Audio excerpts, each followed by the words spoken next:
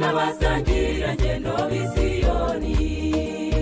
Tambuka neza wakire iyo nyamibwa bambe, umwijima ntugature mu mutima wawe.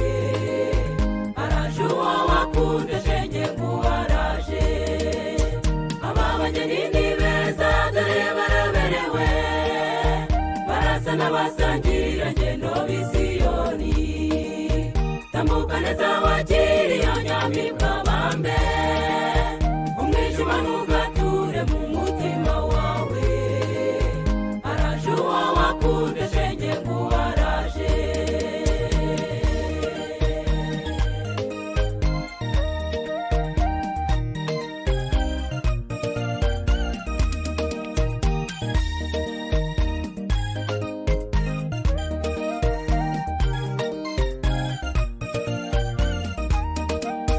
Banyuze mu matanwa y'ubuzima bibagoye, imumure mufite umurengezi ubasha gucogoza n'imitima yari yabaswe n'ishyari.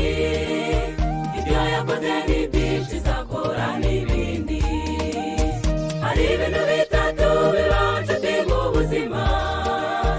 Icya mbere ni ukuvuka umuryango ukanezererwa. Icya kabiri ni ukwagira Yesu mu mibereho, tugatangira ubuzima bwo guhamya Imana.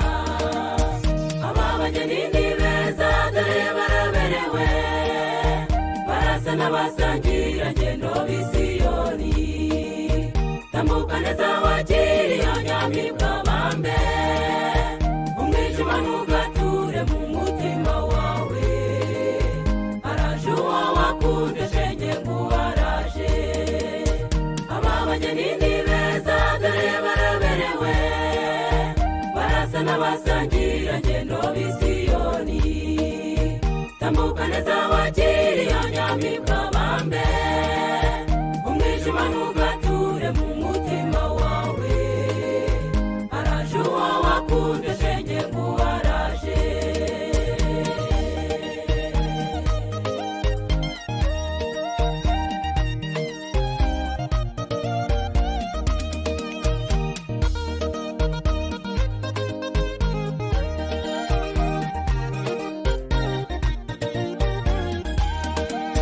Nimutega amatwi mwumve igihe cya gatatu kibaho mu buzima ndetse gihebuje byose. Icyo gihe ni ugushyingirwa binyura umutima. Iyo bikozwe neza ijuru riranezererwa.